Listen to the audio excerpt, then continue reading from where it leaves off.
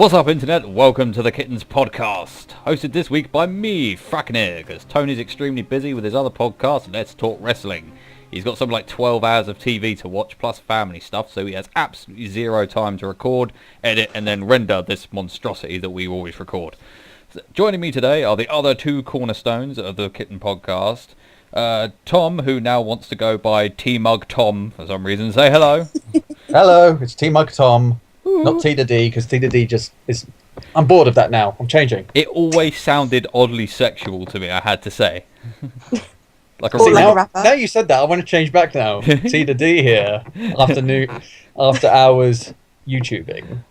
And also we have Hayley, Hey Swanboat. Hey! Always love saying that name. Hey Swanboat. It sounds like it should have, it sounds like some epic wrestler name that needs to be said with like a really big bullhorn. I like that idea. Yeah. I like it a lot. We need to get a SmackDown vs. Raw game now and just make Hey Swanboat. Yes, we do. And also today joining us we have Will. Will! God damn it, he died again. Tom, dig out the Necronomicon. We'll resurrect him and we'll bring him in for the next one. Fuck's sake. Bandits again, I'm telling you. He should not leave his car window open. I've been telling him. I've got to stop leaving bear traps around the place.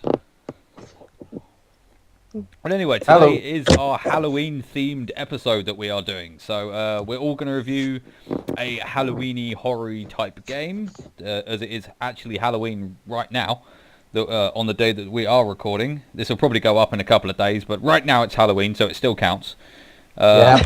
I myself are doing Outlast, and if we've got time at the end, I might try and work in a quick thing on Killing Floor as well. Tom, what are you doing?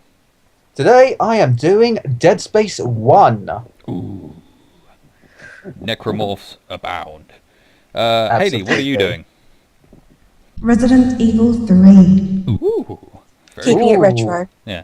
Can we add an echo effect in there just to make it that extra bit scary? Resident Evil 3. I will endeavour to do so. Use my editing skills to, hopefully do it. Kind of, I think. And now for the magic of editing, lightning crack! Yeah. Yeah. Hopefully there was a lightning crack in there somewhere. I hope so, or I'm going to look bloody stupid. No fart noises input. No, let's not do that. Keep it classy. Alright, I am very tempted to put a wah wah wah in there. Okay, well, cracking right on with it, we'll get some news out, because there's a couple of things that I've noted on a couple of news sites that I feel need mentioning, especially the Telltale, the geniuses behind The Walking Dead. And if you don't know The Walking Dead and who Telltale are, where the fuck have you been for the last year? Go to your computer and search it up. Yeah, go do it now. Go get go to Telltale Games, buy all of The Walking Dead and play it. You'll have a brilliant time. You'll laugh, you'll cry, you'll hate all the bastards in it. It's a brilliant game. And it will pummel your feelings very, very hard. It will pummel you into submission. These geniuses are actually making a Game of Thrones game. I don't know whether it's going to be on the same kind of lines as how they built The Walking Dead, but even if it is, I imagine so. Yeah, I imagine that's the way they're going to go with it. And there's going to be 5 playable characters that came out recently. They're going to expand on one of the houses that isn't really expanded in the TV series. So yeah, that all looks really good. And if they do it kind of the same way they've done The Walking Dead, it could make out to be a very good series. So it is tying in with the TV series? It is going to tie in with the TV series. I hope so. From what I read, it's going to run concurrently with the books and the TV series. So I think it might lean more towards the books rather than the TV series, I think. Oh. That's fair. Which probably is the better decision to go with, because there's more to work with in the books, I think. That's true.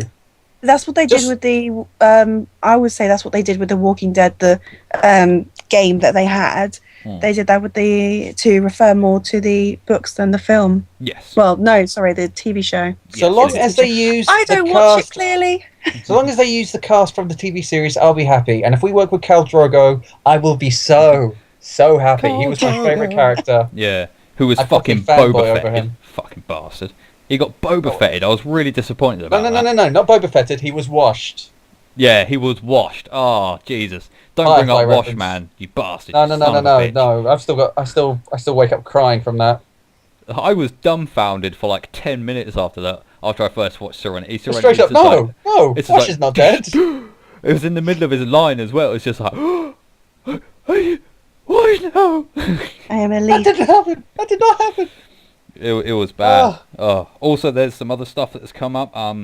Destiny, once again, screwing things up with their DLC, and actually specifically screwing up Xbox owners.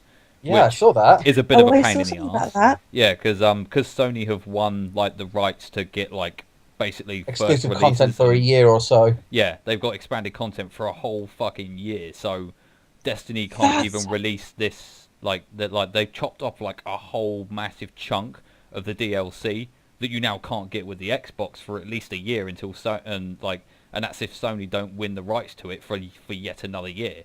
And it's like 20. You can be angry at PlayStation for that, but then you've got to remember that the company, the developers had to agree to it, didn't they? Yeah, they did, and They had to agree to it. And the content for the price it is, from what I've read, there's not even really that much in it. It's just like one really. I don't even know. Yeah, there's some basic storyline, a couple more raid-like missions, and a couple more bits, and that's about it. There's not really a lot in it. Like, there's not much more expanded story in it, and it's like 20 quid. It's like, dude, that's that's a £5 expansion pack at the most. That's ridiculous. And, it really is. Yeah, so Destiny is screwing people over again. And I'm not actually going to bother buying this game now. I was really looking forward. I mean, I might be getting an Xbox One soon, and I was all stoked. It's like, yeah, I'm going to get an Xbox One. I'm going to get Destiny. It's going to be epic. I'm not even going to bother buying it now. I'm just going to I'm just going to wait for Borderlands the pre-sequel and play that. See, Haley and I are going to go for a PS4 at some point, but even then, I'm not going to pick up Destiny because it's not worth the money. It's not worth it. So from all the hype it had building around it, and just to find out it's just complete, Yeah. it's just It's mediocre. It's all crap. You're just like, no. I'm not supporting this. Yeah, I'm not paying like 30 to 40 quid just for a game that like the only thing it's got going for it is it looks pretty and it's got a decent control mechanic and the gunplay works. I'm not paying that much money any for game that. where you stand out a cave harvesting XP. Yeah. Just no. Something's clearly broken with that. So no, just no. Yeah, No, you know what not pisses touching me it. off as well? I've just realised this. Everyone slammed the game Bulletstorm for having a bad story, for having a story that didn't make any sense and just being too ridiculous. But it looks good, it plays well, there's no lag whatsoever, the multiplayer works and is fun, the control system works, the gunplay works, all the damage count works, and yet it got slammed because of its story, and yet everyone's forgiving Destiny for it and like buying the shit out of Destiny, but Bulletstorm got slammed, and I had a lot more fun playing Bulletstorm. I think I will call bullshit on that officially. Yeah, it is actual bullshit. But Yeah, I think we're still feeling the rage from last week's podcast. yeah, we are. There's still some latent rage thereabouts. But yeah. Oh, also something that made me chuckle as well. You noticed this as well, Tom. Yeah, you noticed this as well, Tom. Just before we started recording, because you got on the same web. Well, I pushed you onto the website that I use, Eurogamer.net. Name drop. Yeah, padoosh. It was a Call of Duty Advanced Warfare, or Call of Duty Titanfall, as I call it. Is they're going to be putting in a zombie mode. I asked the question. How is this news? Yeah, like we Call all of know Duty it's has going to happen. always had zombies in since World at War. A very good game, I will add. Yeah, but why? I mean, like the zombie mode in like the most recent one I played is Black Ops 2. I completely skipped Ghost because it was absolute dog shit. But I played the zombie mode in Black Ops 2. It's shit. It is so bad. More successful zombie games exist out there, Yeah. I will admit. It's basically just a tower defense game sort of thing, isn't it? It's not even You that. just- It's just an endless like circle. Survival. Yeah, it's like an endless survival thing, but all the damage counts are completely bonked.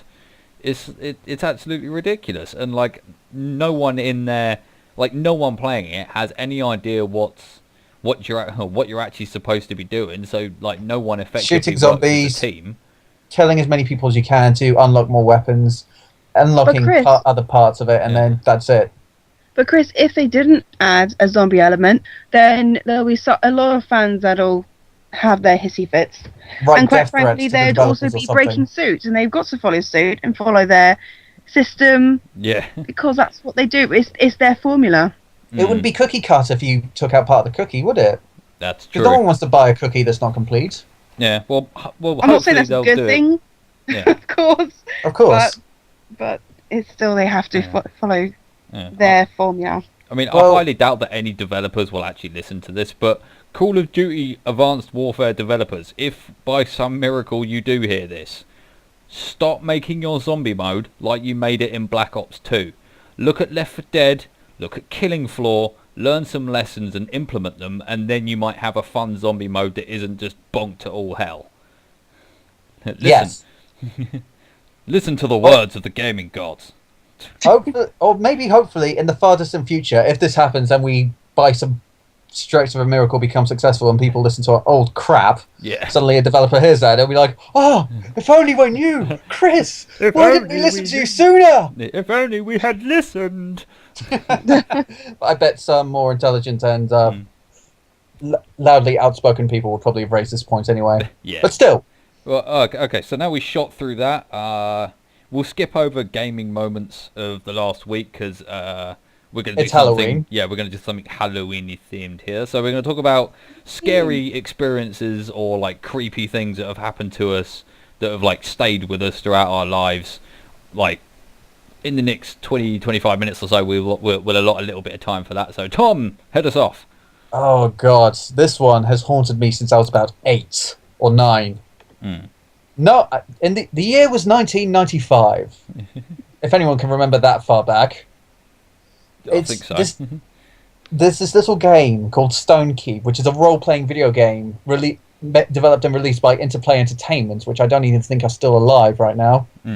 It's basically a first-person dungeon crawler with pre-rendered environments, digitalized characters, and live-action cinematic sequences. Yeah. I mean, I saw the trailers this morning, and I'm just looking at it thinking, oh, it's killing me off, shit. Oh, bloody hell. Don't say the name anymore. Save yourself. Okay. Yeah, I saw the intro, and it's just it's like watching an episode of Reboot. Although it was actually quite freaky for what it was, because the intro starts out. It looks like your standard high school production of some medieval little 10-minute clip of a video kind of thing. You see people in bad Renaissance costumes. You see a woman with an apple throwing apples here and there everywhere. This little child with no acting credibility whatsoever pretends to be a hero fighting for the hand of the beautiful maiden who just threw him an apple. Suddenly, out of nowhere, dark music, the sky darkens, and this purple haze comes out of nowhere and turns everyone to bones. You actually see a clip of a woodcutter running for his life. He screams, and then his skeleton just collapses. And then the entire castle and city just falls into the depths of the earth. Well, that's just inconvenient. For everyone, considering, yeah. Hero's name is Drake as well, so yeah, 1995. I won't rail it hard. But basically, the only thing I remember about it was going through this dark, dismal little tunnel, patching off everywhere. You can't see more than 2 meters in front of you. But the only enemy I remember were giant ants. Nice. Of course. With mandibles the size of forearms just lunging at you. You don't even have any decent weapons. You're just trying to punch out a giant ant. How the hell are you supposed to do that? I'll do it. And the only thing I remember is just suddenly turn a corner. This giant mandibles come out of the darkness right towards your throats. The hero screams, "Game over!" And that just freaked me all kinds of hell out. I had nightmares about that for days afterwards. Oh man. For an 8 or 9-year-old, when you're not expecting this, suddenly mandibles come out of nowhere, tear out throats, and it's just like, what did I see? Ah!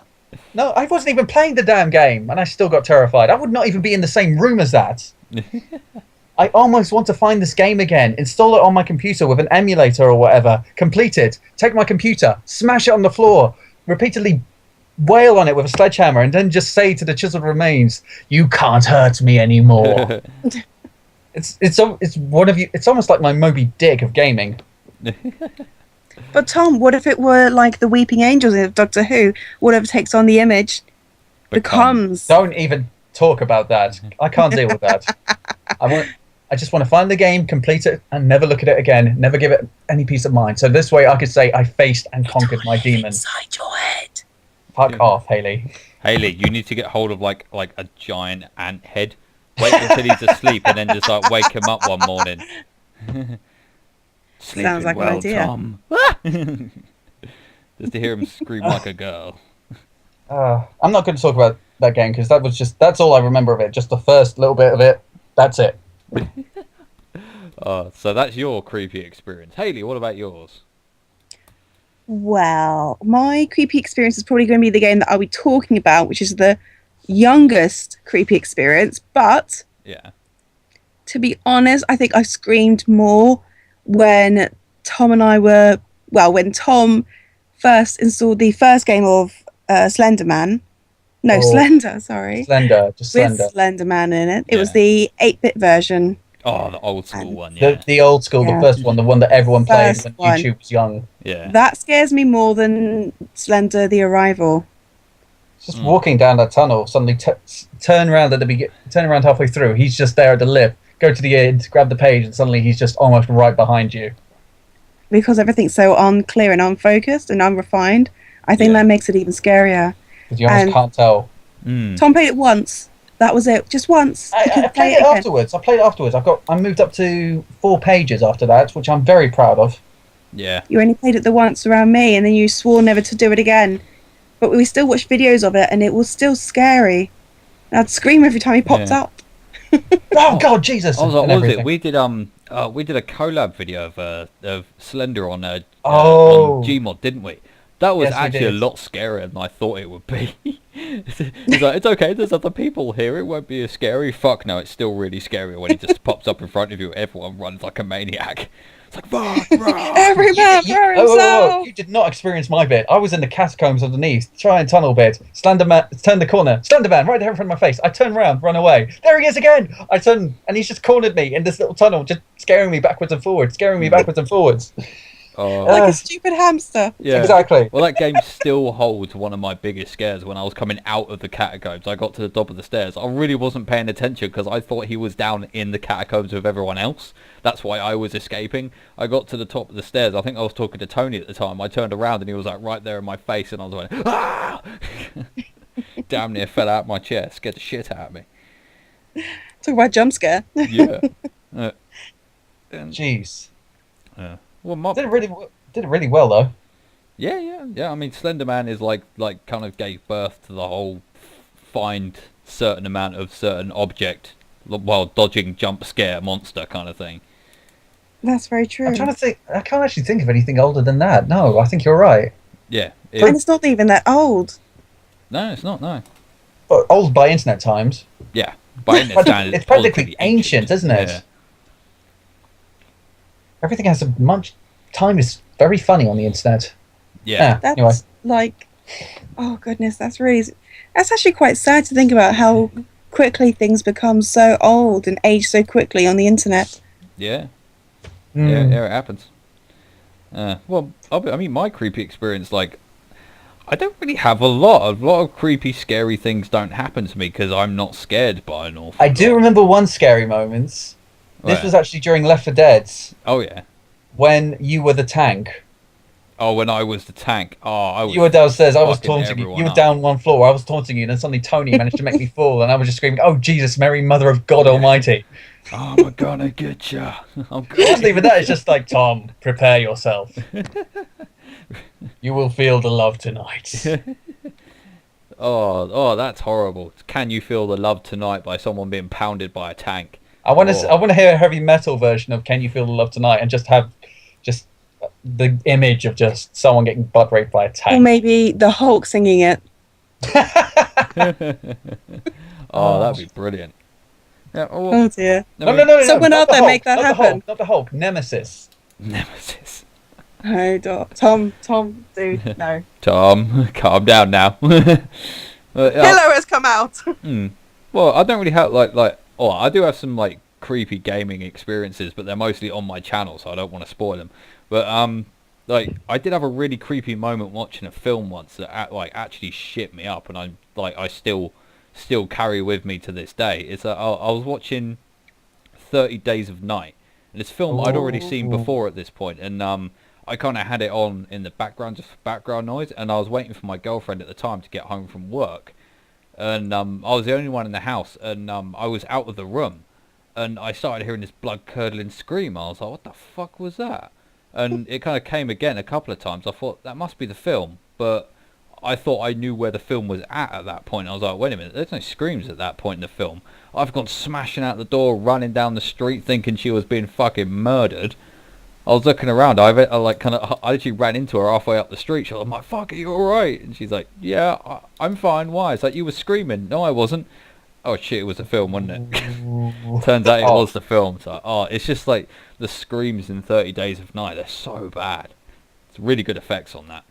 That film shit me up actually. As well as the first Paranormal Activity. Like that had me jumping at shadows for a good couple of weeks.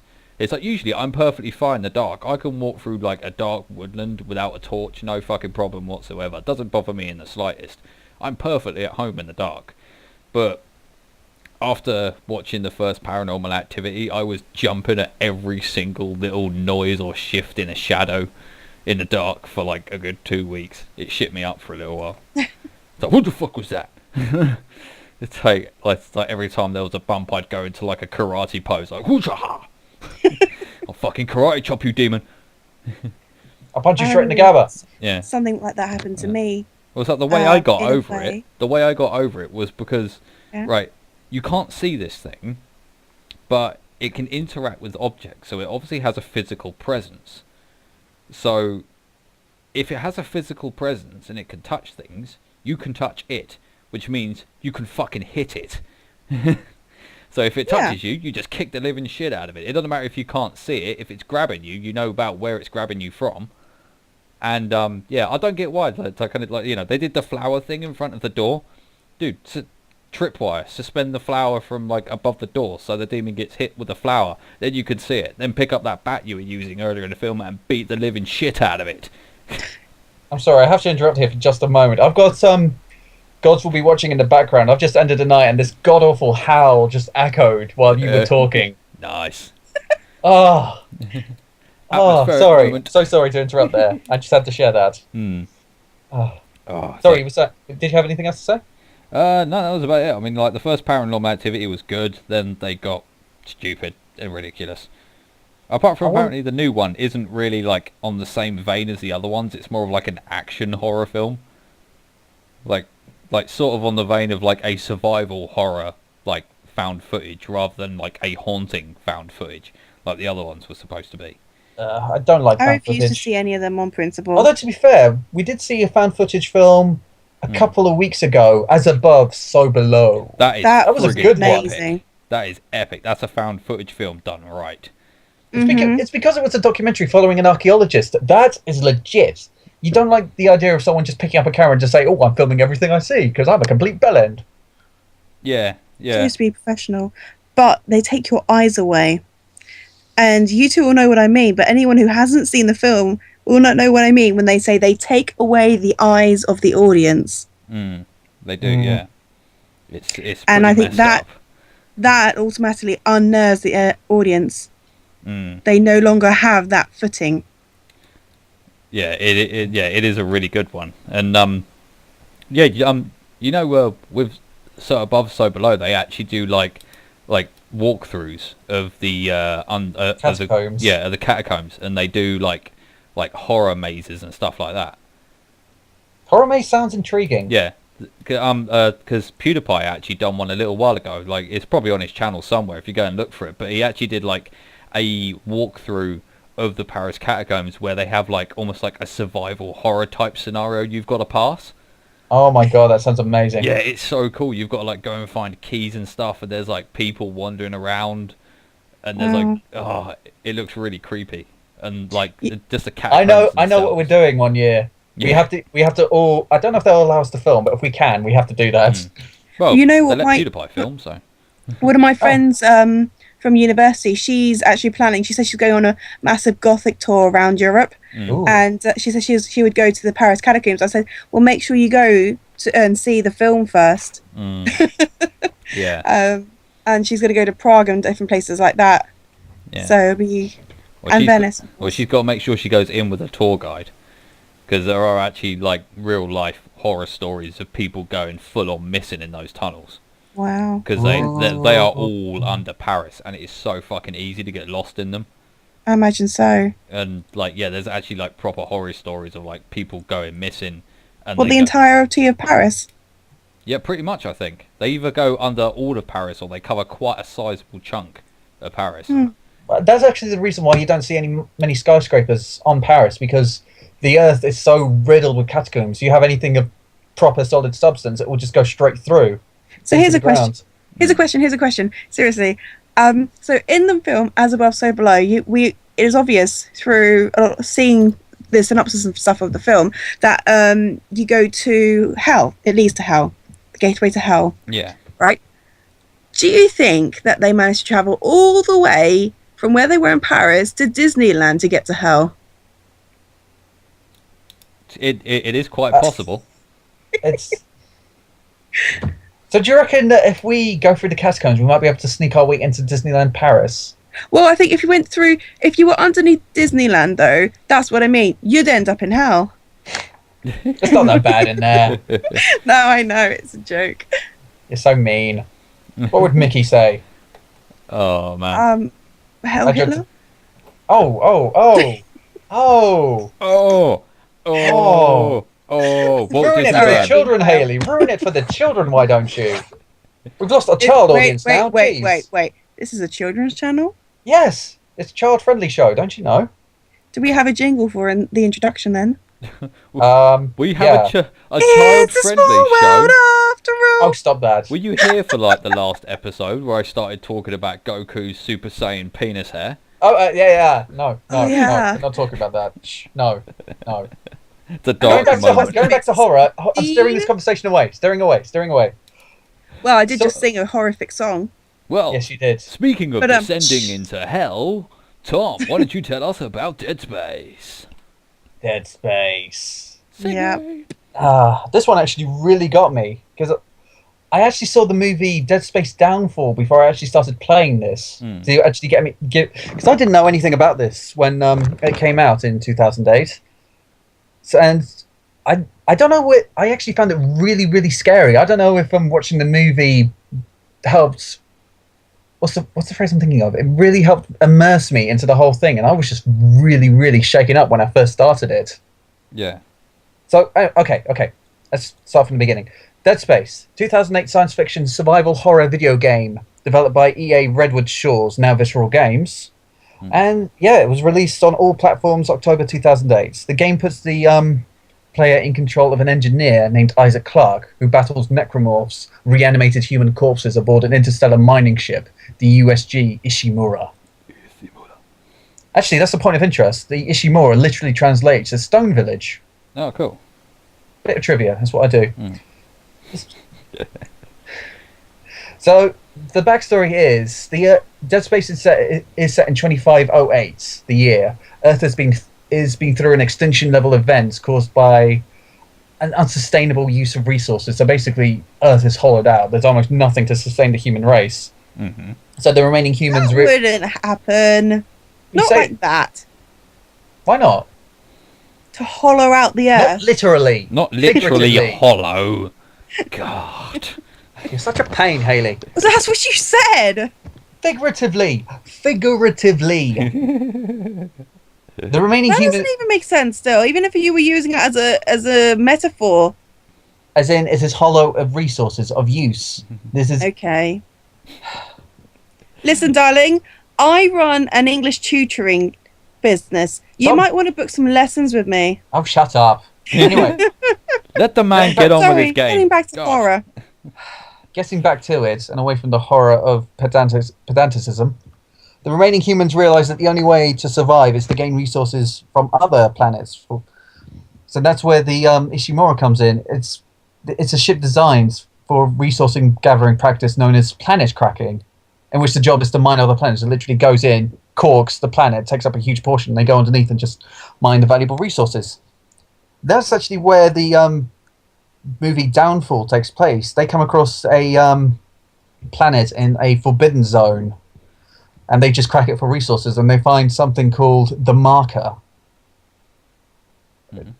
Just imagine there's some really spooky music there or something. Ooh. So, there's actually a religion. Oh God, what is it called? I can't find it now. Unitology. That's it. Yeah. Where there's a whole lot of backstory. I don't want to spoil too much, but basically a religion. Just asking, did you say Scientology? Close, but not quite. Very close. Some would almost say there is a satirical sense of employment of religion here. Yeah. Anyway, it's just as ludicrous. I would actually say Unitology has a little bit more credibility. That's right, Tom Cruise. I said it. Come at me, bro. I said it, Scientology. What you gonna do? Yeah. Anyway, enough baiting. So yes, and there's a whole other conspiracy. I really don't want to spoil it. Go play it if you haven't. If you haven't, then seriously, what the hell have you been doing with your life? Tom. Yes?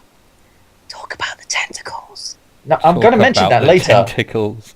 The tentacle! Hey, I actually had this is actually my second most scary moment in gaming. You're just traveling across a ghost ship, for want of a better word, with giants. It's a ghost spaceship. Space ghost ship. Space ghost ship. There we go. Yeah.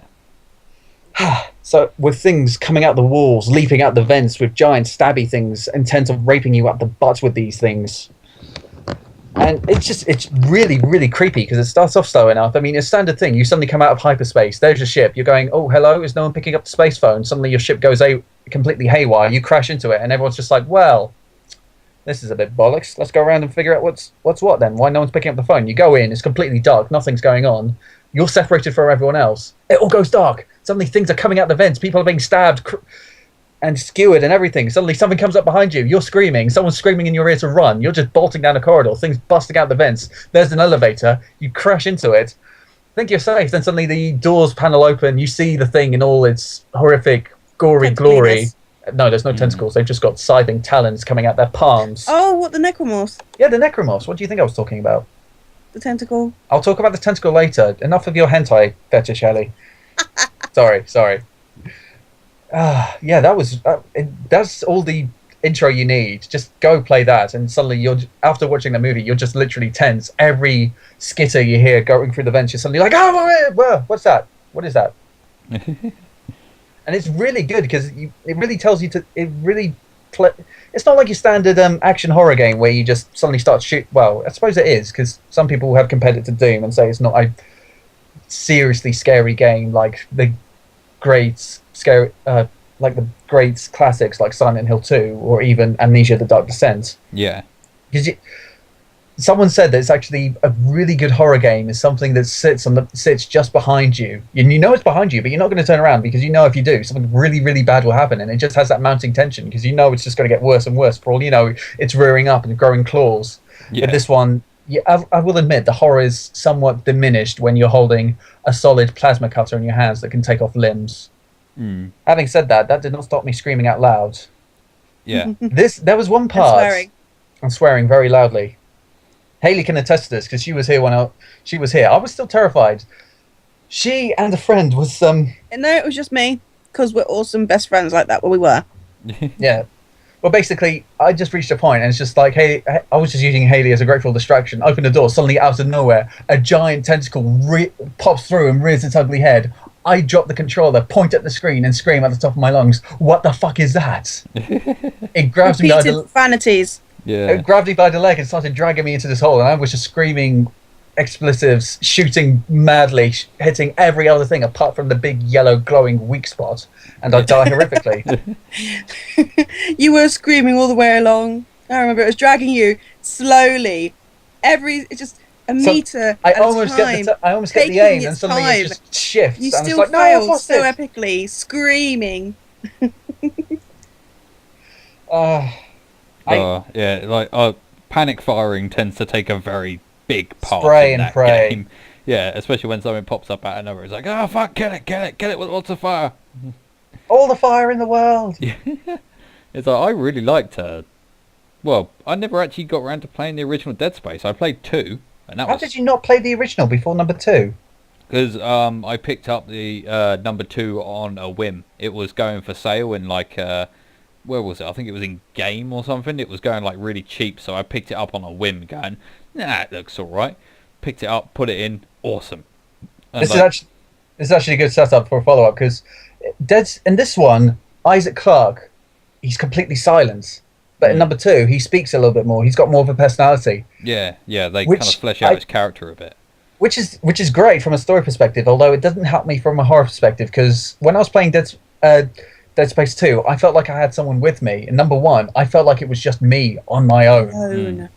On a hiding spaceship. behind this interstellar space knife with a plasma cutter, but he hasn't got any. He's got nothing going on. It's just you and just this walking suit of armor, just like. Although I will say, it was a brave move to move from the silent protagonist to actually giving him a voice and a story. I will admit, ultimately, it probably would have been the better decision to give him a voice and a personality. Yeah. Especially because they fleshed it out into a proper trilogy, and they've already got it open for a fourth one coming out. And they actually did it well as well. They did, yeah. You're going to mention the third one? No, not if I can help it. The third one is an abomination. It's not a good horror game. It's a shooter game that happens to involve aliens. It suffered from this horrific affliction known as generification. Yeah, getting shit Corporatism. wrong. Corporates pander. Is it pandering? Corporation syndrome, something. I don't know. I'm not clever. Well, but yeah, basically, I wouldn't even say that. It like it wasn't just pandering. They got their basic environment wrong. They got the basic elements of their game completely wrong, and they ruined the aesthetic and the atmosphere they built up throughout the other two games. It's like the other two games, it was you on your own. You'd occasionally run into another person. In like number 2, you were trying to meet up with someone. But there was that moment of tension when you see someone else. Suddenly, you're both holding up guns. It's just like, I'm not insane. Are you insane? Of course I'm not insane. How do I know you're not insane? Well, I guess we're both not insane then. I'm not going to drop my gun. Cool, neither am I. Yeah. You go your way, I go my way? Absolutely. Yeah. And yet, in number 3, they give you you a Best buddy. friends. Yeah, they give you like you know, a wisecracking black guy as your buddy. It's like, why game? You're not a horror game anymore. Sidekick, yay! Yeah, you get like a black wisecracking sidekick. It's like, seriously. And whenever you have someone with you, that just really, really takes the element off. Because then you're sitting there, it's just like, I've got my best friend here. I'm all right. I can do everything with the power of friendship. Yeah. Friendship conquers all! Exactly, that's it. That's it, exactly. Friendship. When it's you on your own, you're just like, yeah, oh, God. whereas in like Dead Space 2. Oh. Terrible songs. I can't. Bridget Jones's Diary. I do have to mention as well. There's one unforgivable moment of dialogue in Dead Space 3. You're going through. Isaac Clarke's being called by the bad guy, and he's just like, "Yeah, well, I'm doing such and such to stop your plans." And what does the bad guy say? Yeah. Well, stop it. Well, stop it. It's like, oh. Exactly. And that is the actual line. Yeah. Well, stop it. He is such a shit bad guy. He really is just. He's such a lazy bad guy. You can tell that he's like. He's not well written. He's not well acted. Like his whole purpose for being the bad guy is just so fucking lazy. It's just like, dude. I have to admit, he would not look out of place on a TV evangelist program. Yeah. He's a unitologist, by the way. Yeah, he's just so fucking stupid. I mean, at least in number 2, like the bad guys, like you know, there was no definitive bad guy in number 2, was there? You were just trying to They at escape. least seemed to have the heads on really straight and had a very distinct and narrow focus. Yeah, I mean, you had the It's military just like they were there guy for a who purpose. was, There was a purpose. Yeah. Isaac Clarke had a definitive. He was there for a reason. They needed Isaac Clarke, and they were going to take what they wanted from him. Yeah, exactly. And like, I'll never even play like the first Dead Space, but like, just from what I've seen, that's a more solid game, and it looks really good. And like, I mean, playing Dead Space 2, I mean, obviously they expanded the mechanics a bit more, but they did, yeah. I was well into like the first, like into Dead Space 2. It had good start. It had a good starting level, number 2 as well, because you start off in a lunatic asylum, then you're running through a hospital. Oh, that is one of the strongest starts to a game I've ever played. It throws you like right into the middle. It lets you know exactly how the rest of the game is going to be in like the first 2 minutes. It's like, yeah, you're going to get fucked up. It's literally from the get-go. As soon as it gives you the controls, it's just like, right, there you go, run for your life. Yeah, especially when I actually jump back in my chair and like, you know, when that guy's trying to like get you out of the straitjacket, and that like, and one of the little morpher bat things lands on the back of his head, punches the talon straight throughout the front of his head, which I didn't expect to see. I didn't expect the talon to come out of his fucking head, and then his head peels back and screams at you. It's like, Okay. Okay, that's enough. That's enough. That's enough. Yeah, Then you kick it. Then you kick him off, and then suddenly the game screams at you, "Run, bitch, run! Fucking run! Okay. You're gonna die! Don't you understand?" Yeah, and you're trying to run and dodge all of these things. It's oh shit. Fucking... People, it actually has got some positive reviews, and it really got me because for the first half of the game, I was terrified. Anything comes out, that large scream, and suddenly that. You were terrified all the way through. No. Be honest. Come on. Haley. I actually did find my feet when I started getting proper weapons and started killing things properly. But then, and they weren't swept up from underneath you with the tentacle? Yeah, I got... After the first tentacle, I was prepared for that. Literally, every big door I opened, it was just like, fucking tentacle. I'm ready for you. Don't think I'm not. I'm ready for you even when you're not here. That's how ready I am. I will say, Dead Space 2 still holds, like, my personal most creepiest, weirdest, and most horrifying moment in all of gaming. And that includes that scene in South Park. That fight sequence in South Park, like, comes a close second to this one. And remind me of the fight sequence in South Park? You've played it. That one. Okay, one. Sorry, the game. I thought you were talking about the TV series. No, the game. Yeah. Okay, that sequence, yes. Like, even as messed up and as weird as that is, it still comes in second to the whole bit in Dead Space 2 where you're fighting through that school. Oh, yeah. That whole sequence is just fucking messed up. There's with the kids. Yeah, there's like little explosive babies. Seriously, take a you good look at those things. You go through this nursery, you look through a window, you see this crying woman, and sorry, hold on just a second. Oh, God, I'm still dying. Cuties, ew! Oh, shut up. So, literally, she's hysterical. She's comforting this mutated baby with a giant pulsating yellow spot on its back, and you're just sitting there going, woman, that's not a real baby. No, don't! And literally, the entire window is covered in red gore, and you're like, ew. Oh... Dude, they're not gonna need a body bag in there. They're gonna need a mop. That yellow spot isn't on its belly. Back, belly, whatever. It's on a baby. It's actually on its belly. The things are are actually flipped up, so like that big spot is on their bellies, and their heads are like twisted back and upright. Oh. I took a good look at one of those things through a rifle scope, and oh my shit, they are messed up. And you got the little what about the children? The little kid things as well. It's like, holy shit, I actually felt bad killing them, especially in that little wave defense bit where they start coming out from under the bleachers. It's like, I feel a little bit bad about killing all of these fucked up kids. It's like, I don't know how to feel about this. You're sending them to God's care now. Do a Father Gregory. Yeah, but like the game made me kind of question my morality a little bit there as well. That's actually one thing that knocked me about. That's one thing that knocked me about Dead Space 3. They got rid of the babies and had these weird little dog things. I imagine there was too many mothers complaining, you can't promote killing children. Yeah, but that's the thing. They don't know. They make you question your morality. You don't want to do this, and it's just like that's a good thing. But that's a good thing. It's not even that. It's just they're not babies anymore. They are mutated monstrosities from beyond the veil of time and space. Yeah, I mean, one thing I did another thing I did like about Dead Space 2 was the fact the bit that Isaac's going mad and he's constantly seeing his dead ex-girlfriend everywhere, and some of those bits are really fucked up. I mean, she can come out of nowhere at you. I mean, like you know, when you're crawling out the vents. Yeah, she's crawling out the vent. Suddenly you turn around, there she is, with a syringe in her hand, trying to stab you in the face. Yeah, it's like, oh fuck. And you know, there's bits as well, like kind of like you know, the bit that fucked me up the most was was again in like the very start of the game where you're talking to that psychiatrist, and she like just very slowly and deliberately clambers on top of the desk and just like leans straight into the character's face. It's like playing Twinkle Twinkle Little Star. Yeah, it's like that's really fucking creepy. Make us whole. Yeah, that's the thing. People. That's another thing. The marker. There's. I don't know. It's some kind of virus which turns people into these undead monstrosities. But the marker also makes living. Sorry. So why do people worship it? Because it's why do Scientologists believe that mind control in it as well. Yeah. Scientologists? Well, we can't say that what they believe in doesn't turn them into monsters, but.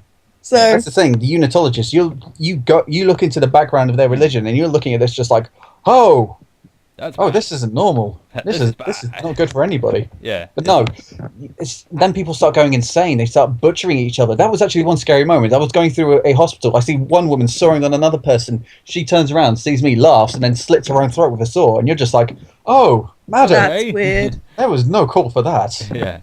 And this leads on to the main and human antagonist, Dr. Yeah. Mercer. The See, this was the part of the game when I was really quite confident. I had a bit of a swagger, so whenever monsters popped up, boom, pulse rifle, boom, plasma rifle. I was just like, yeah, I know what's going on. I'm ready. But then suddenly he throws me a massive curveball so hard it hits me in the backside. Then he drops this monster on me, and it's just like, oh, he's playing my jam. I shoot off his limbs. He grows his limbs back, and I'm just like, well, that's interesting. I do. Okay. It's like, That's right, not wise good. guy. I know how to deal with wise guy. Get out the ripper, slice up everything, and then he's growing his limbs back. And this voice in the back of my head just going, Tom, you ain't dying, Tom. Tom, Tom, why aren't you panicking, Tom? Shut up, boys. I'm trying to deal with this. Tom, he's not dying. Shut up! And then suddenly the woman comes on the communicator and just says, Tom, he ain't dying. You need to run. Mm. And then I run, screaming like a little girl, because he keeps popping up everywhere. Along Tom, with may I other. ask a question? Go for it. Is that the game where the Doctor has his little monologue scene where he highlights imperfections in people's bodies? This one's not pretty enough. This one's such and such. You're thinking of Bioshock, Bubs. Ah, okay. The cosmetic surgeon who goes properly nuts. Mm. I always get those two confused because I don't know. I suppose I saw you playing them at the same time, roughly. Yeah, it was kind of the early dawn of the 360. Yeah. Or something along those lines. Anyway, In the good old days. Back in the day. Yeah. Is when there anything you wanna consoles were talk- actually made to be consoles and not entertainment systems. Yeah. Anyway, All my enough own bashing. Yeah. But So what yeah, else is there you want to point out about this game? Oh, it's just lots of little moments that just freak you out. Mm. Because when you start off, it really does hype up the atmosphere. You see people, but you almost feel like you've got two other people on your crew who survive, but they're on equal opposite ends of the ship, and you're just there on your own. The only people you see are quite insane. Mm. Because there's one guy who's bashing his head against the wall. You see him at the end of a corridor through an open door. He's banging it slowly, and you're just like, buddy, hey buddy. You get close enough, suddenly leans back far enough, and properly caves his skull in. And you're just like, oh, buddy, Ow. why? It wasn't that bad, although admittedly from the back you could see an exposed spine, so it probably was that bad. Mm. And it did actually. I don't want to. If you want to play the game without any spoilers, mute for just a second. I did actually develop this strategy, which I follow to this day. Whenever I play Dead Space, I see a corpse, I cut the head off every time. Yeah. Because as Chris pointed out, there's a bat creature which turns corpses into super necromorphs, Mm. and I learned easily. Take off the heads; they can't do anything. So Yeah. it's funny. It was funny when this was about my second playthrough. There's a window scene where you see a body, and suddenly a bat creature comes in, turns the body, and then you've got another necromorph in there to deal with. He suddenly comes in, dramatic music, and he's just like, where's my body? And he's just looking around awkwardly, just like, well, this is not what this was. Just no, Awkward. awkward. Yeah, it's bad. Once you get into the flow of things, it can throw you a curveball, but once you play through it, you're ready and you can tackle it again. Yeah. But the first time you play through it, it's just unforgiving and you will suffer for it. Yeah, you will. Horribly so. But you will love it for it. Mm. Then play Dead Space 2 and enjoy that, and then it's up to you whether or not you want to play number 3. I personally haven't, and I'm not quite ready for it. I don't know how number 4 is going to be if they do number 4. If they do number 4, I might go for number 3. Mm. But I would give Dead Space 1 and 2 a massive kitten paw of approval. Awesome. So, yeah, speaking of, enemies with regenerating limbs, let's move on to Resident Evil, who can be fairly bad for that. Yay. So, Res 3, Hayley, take it away. Well, this is a difficult game to discuss as I never finished it All right. for a very It was obvious that reason. scary. Mm. Nemesis is scary. Fuck no. It's difficult for another reason. Last time I played it was a long time ago because I never played it again. This was PlayStation 1 era, so yeah, you're looking Ooh, about yeah.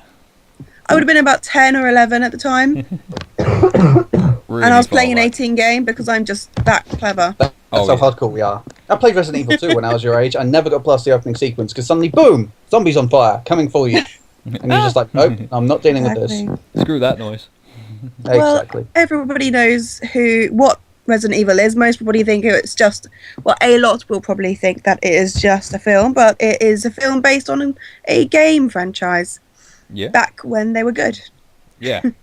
You say they were The good. They second- did have kind of crazy logic to it. Yeah, plants, herbs. We know. It's Yeah. not even the herbs. It's just I remember number 2. It's just you're in a police station. They've got a key system based on suits of cards. You've got to open the door by putting a red gem into a moose head. I don't remember that. I I do. really don't. It's weird. You're just sitting here, just thinking, what kind of police station is this? What was this before? An imaginative police station. A magic station. Yay. Yeah. That was weird. No. But yeah, that was another scary experience for me. Resident Evil 2, Hmm. terrifying. Although I did manage to complete it, which I am very proud of. Yeah. But yeah, sorry, Resident Evil 3. Go on, Hayley. I never completed any of them. Wow, wow, wow. Oh. But the second Oh, that's the Resident point. Evil. They're actually doing a They're actually redoing Resident Evil 1 for the current generation. So yeah, I could get you that, and you can finish that. No, Yeah, you can actually get Resident Evil 3 on the PlayStation Network at the moment. but that's like PlayStation 1 era graphics. Yeah, so it's Sokoden, Tom. Do you want to comment there? I'll go Yeah, then. that game aged really well. Fair play. Mm. Anyway, yes, the second Resident Evil movie was actually based on the third Resident Evil game. Yeah. Jill Valentine's costume included. Oh, that costume. That's the costume she wore in the game, and that's the costume she wears in the movie. The boob tube with the heels and the mini black skirts. skirt. The stripper outfit. Yeah. No, the streetwalker. Yeah. I think she was moonlighting and doing her second job that night. I suspect so. No. She was doing a sting operation. She was pretending to be a prostitute and catching people out. Yeah. Yeah, that's a noble idea, Tom. Noble one indeed. But this is a good game. It's to defend you from the fanboys, all right? If the fanboys are listening and they want to have a go at you because you're criticizing Jill, I just saved you. You're welcome. Carry on. Yeah. That's gonna That's happen. exactly what happened. That's gonna happen. Yeah. This game is split into two parts. I'm reading the synopsis. It says that it's split into two parts. The first half being before the second game, and the second half being after the second game. So it gets a little bit confusing, but I think that's kind of Resident Evil structure. It was for the first few games before number 4. Yeah, it was just a bit everywhere. The plot All lines over the were. place. And it's kind of follows suit with the more recent Resident Evil games. Mm. Oh, Christ. But yes, this game came out in 1999, Ooh. November 11th. So nearly, I'm bad at maths. 15 years ago? Yeah, about that. Nearly 15 years ago. It is that. It is 15 years ago. It is 15 years ago now. I am better at maths than I think. Okay, so it is the classic Resident Evil. You have to go through a zombie-infested environment. You are a STARS, STARS, which means, where does it say what it means? Special Tactics and Rescue Squadron. It's There an we elite go. branch of the That's police what it force means. of the Raccoon City. Yeah, that one. Shut up, nerd. Shut up. Dude, you showed you're a nerd. I was actually really involved with the Resident Evil lore a long time ago, Mm. until they got crap. So they sold their souls to the movie devil. And made And those that's- abominations. Oh. Mila Yes. Djokovic. Poor. They should've- Jovovich. Whatever. They should have stopped at number 1 and just left it there. Yeah. The- Number I one can- was okay, but Number 1 was very decent for a video game movie, because we all know that video game tie-ins are just generally crap. yeah, they can be really bad. Same as Blood movie Rain. tie-ins. Mm. Blood Rain. Oh, Jesus. Let's not even talk about that. Rain, one of the worst films ever made. What about Alone in the Dark? Alone in the Dark. That was hilarious. That was funny as fuck. It's Oh, like, this has gosh, nothing yeah, to do with remember it. I Final remember. Fantasy, Spirits Within. Mm. Spirit. Oh, That's one for you, Chris. Like, that's just... it's just... There are no words. Those voices are enough. Everyone, enjoy the rage. Enjoy the rage. Like, there are no words to accurately describe just how everything is fucking wrong with that film. The only thing that even vaguely ties it into Final Fantasy is that whole Spirit of the Earth nonsense, which they never fully explain, is full of fucking holes. The whole thing don't work. It's like, what, that spirit shield works sometimes, but it doesn't work all the time. Some of them can get through it, but some can't. It's like, what, the spirit shield suddenly fails in, like, the third act of the film for, like, no fucking reason. What, just because they switch it off? What, could there not fucking one that could get on a ship and through the fucking shield? But then they use that fucking spirit shit inside the shield. It's what? It's like, okay, so she's got a spirit inside her infecting her, but then they fly through the fucking shield to get into the city. Shouldn't the shield then, just neutralize that thing inside her anyway, or is your shield so shit it can't do that? It's such... Her body. I think we're digressing a little bit. It's such bullshit. It's such bullshit. The only reason it actually sold even more than one copy was because it had Final Fantasy on the box. That's it. Yeah. Absolute bullshit. Pisses me off. And then they went and did Advent Children, which was the proper Final Fantasy film that should have been made in the first place. Yeah. Anyway, Resident Evil 3, Nemesis. That was a game. It was a game. It still is. Like I say, people can get it on the PlayStation Network. I can't actually remember very much of it, other than running through the streets almost... I said to Tom earlier that it seemed like a cross-the-screen sort of game. Platformer, if you will, almost. Oh, right. However, Tom did say... Sorry? It was a fixed camera... 3D. Fixed camera points.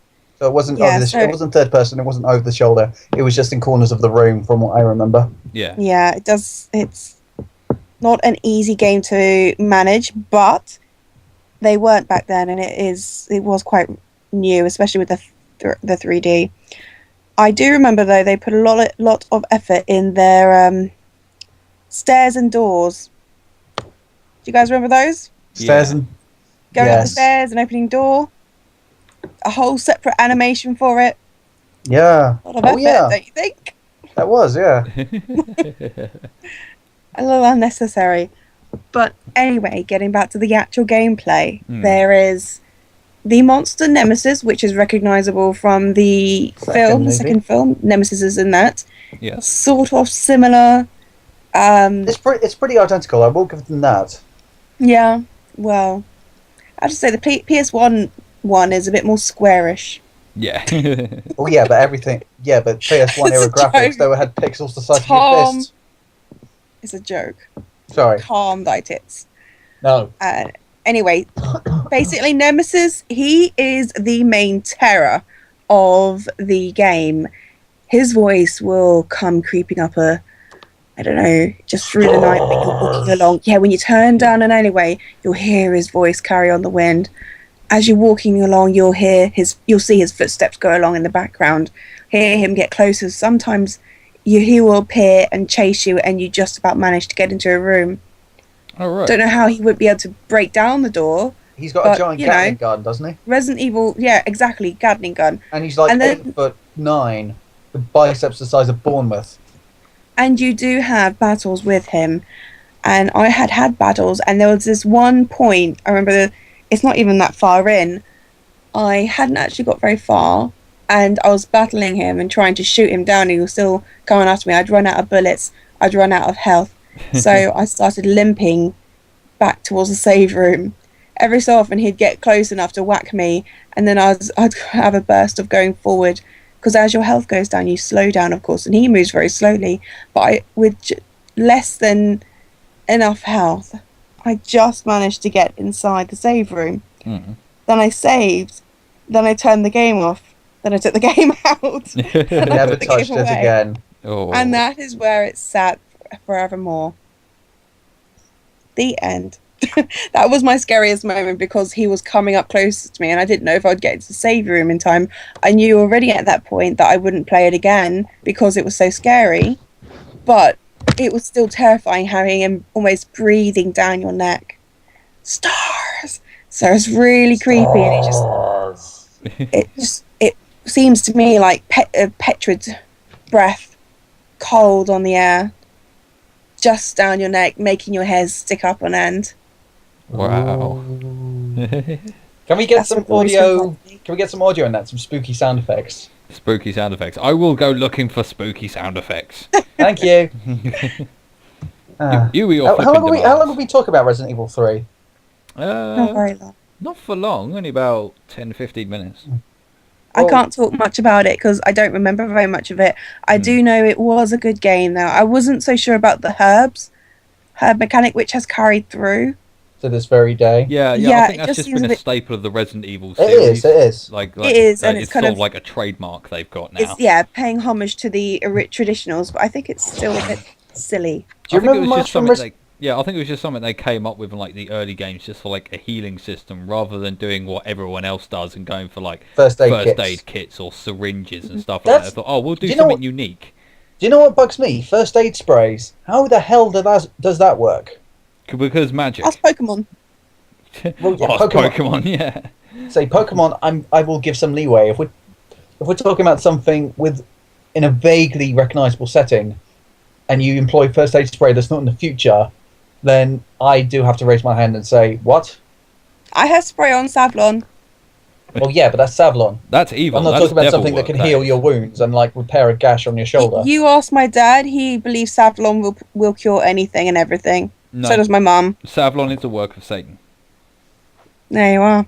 I Do know you remember Savlon's much the from- work of Satan because I had that shit sprayed on my legs where I tore them up on a treadmill.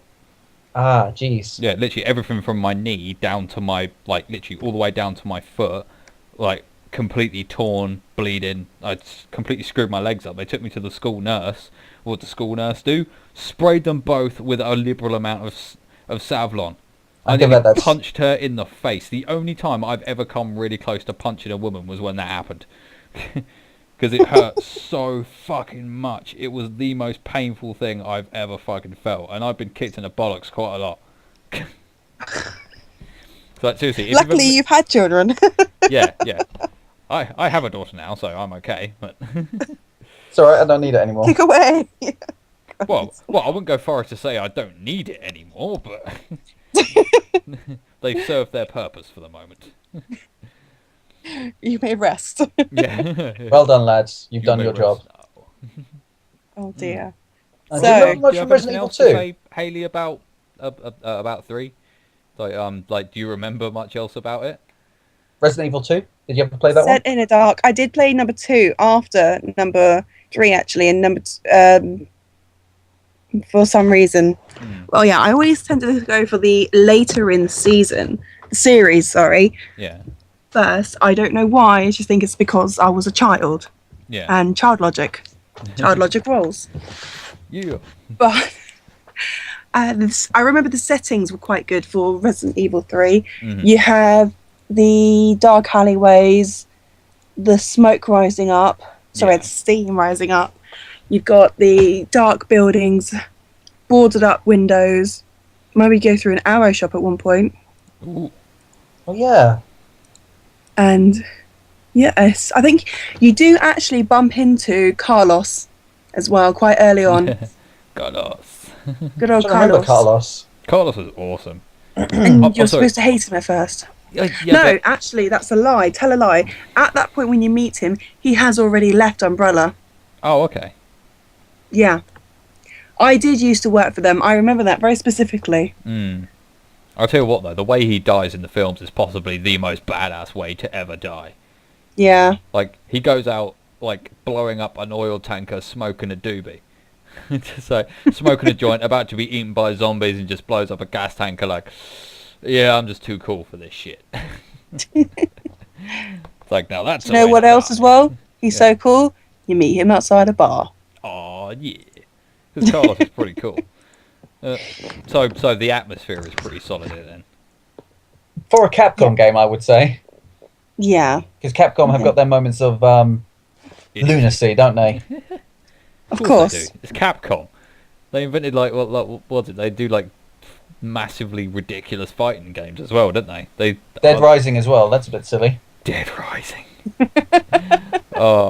You know what? I never got on with Dead Rising. It's like the first game, everyone raves about it. I never really got on with it. I found it a bit boring. I enjoyed it for a spell, but then it does reach a point where you're just like, meh. It's just, Same old, same old. I don't know. There is a point in number 2 where oh god, you've got zombie sympathizers. Zombies are people too, and you're just like, Yeah. really, Them. really. Although I can say that number 3, from what I've seen, number 3 looks a lot better. Number looks 3 like fun, I will looks a give lot them more that. fun, and I actually want to play that. I might get that for the Xbox One, but However, you still have your handicap, don't you? With who is it that's got Zombrex now? Isn't it you? Not a child anymore. There's no children involved. yeah. Now it's just you who's got Zombrex. Zombie-itis, and you need to get Zombie-itis. Zombrex. Oh, right. Yeah, I mean,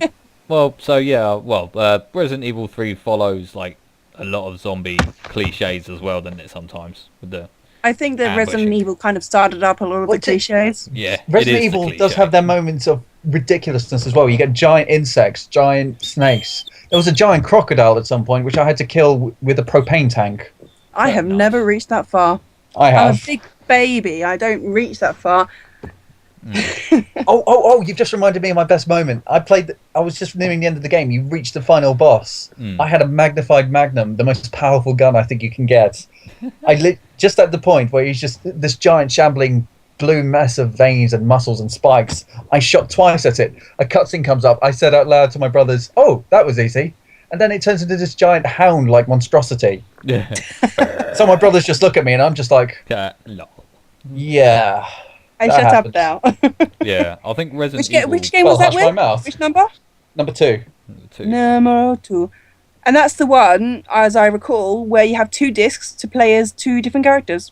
Leon and Claire. Leon, I will maintain to this very day, the best Resident Evil character. Unless, of course, you're going for the Resident Evil movie, in which case he just looks like a porn star version of the character. He does. He is like that is the perfect way to describe Leon Kennedy in the films. He is the porn star Leon Kennedy, because it's exactly what he looks like. And he doesn't And act it's like just- Leon either. It's like Exactly, he's a porn star. He's just there in name He's and actually a nothing porn else. star, isn't he? Someone look up, is he actually a porn star? Comment below, let us know. I would not be surprised if he used to be honest. They have just got that much talent. Yeah. Wait, did Michael Bay direct that film then? I would definitely say the director is in the same ballpark as Michael Bay, if Yeah. not slightly lower. Explosions. It's not even that. Oh, Resident Evil 2, do you remember the Lurker reveal? How good was Yeah. that? Yeah, What the- do you mean, Lurker? But the Lurker reveal, do you remember the monster, the Lurker? the one with It's the No. really basically big tongue. skinned. I one was a with the really big child. tongue. I did not get through very far. I got scared. I You decided just see him to crawling play out the window. and bigger, okay?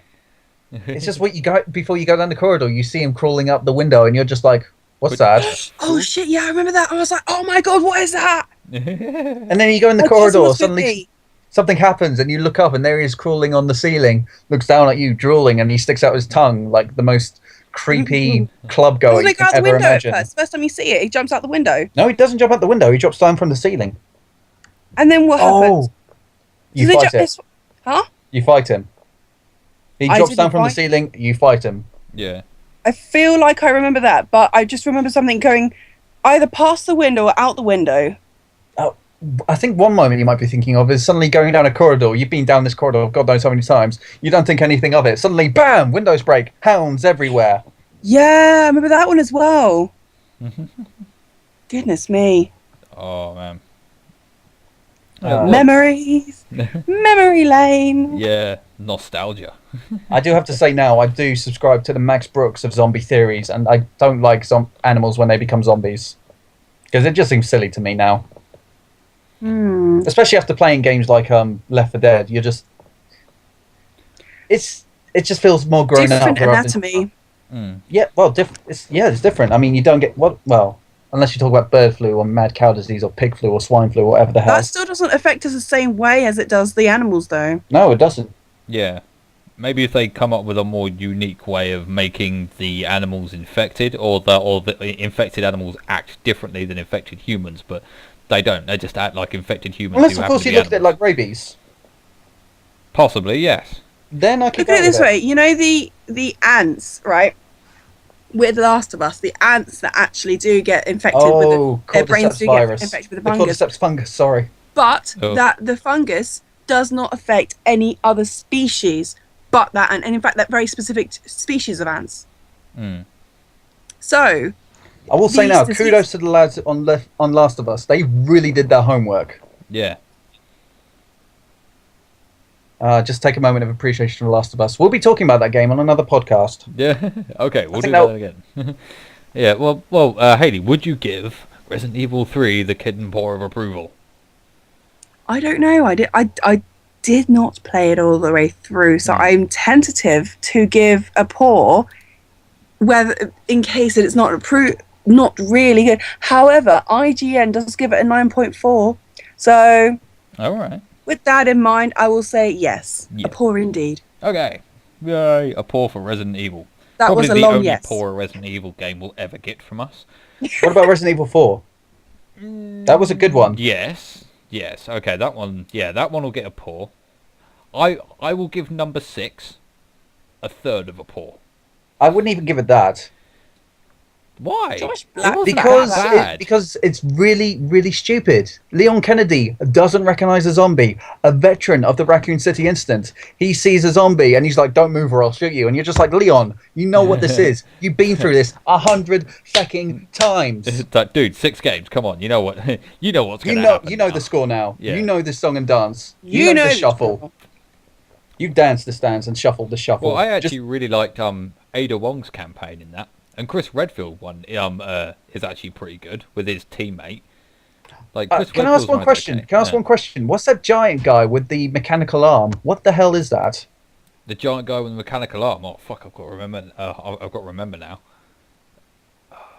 Oh, don't know. we'll cover this later. We'll cover Yeah. this later. We'll circle back to that in another podcast because it's getting on a bit. So it's hard. So I don't want leading this to on be from going too insane long. asylums and just sheer craziness, let's Yes. talk about Outlast. Yes, let's. Why not talk about Outlast? One of the most popular games that's come out in recent years. Actually, it's actually been hailed as probably one of the best horror games that's been released lately, and I'd actually agree with that.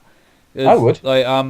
I played a lot of Amnesia as well, and this game is extremely similar to Amnesia in the way that it's a survival horror, and you can't fight anything that pops up. If something pops up and tries to kill you, you have to run away and try to hide, or you have to run until it stops following you, or just generally get away from it. That's actually the mark of a good horror game, in my opinion. You can't fight; you've got to run. Yeah, and I think games like Amnesia and Slender Man kind of spawned things like that. And when Amnesia came out, everyone was raving about that game, and I can see why. I've played Amnesia: The Dark Descent myself on my channel. I did a full playthrough of it, and it's really, really good. But I'd argue that Outlast is a damn sight better than Amnesia because it adds a few more elements into it which can throw you off balance a little bit and can throw you off your kilter a little bit more. Because, to give a little bit of back history on it, it was actually developed and published by Red Barrels Entertainment, who they're not a very big studio, but they've obviously got the damn sight bigger seeing this one since this game was released. It was written by J.T. Petty, there's obviously something wrong with this guy. It was actually built with one of my favourite engines, and every time I turn on a game and I see this engine pop up, I get really giddy because it was made on the Unreal Engine. Ha! I love the Unreal Engine. I have yet to find a game on that engine that is bad. It was released on all platforms. It's on PC, PS4, Xbox.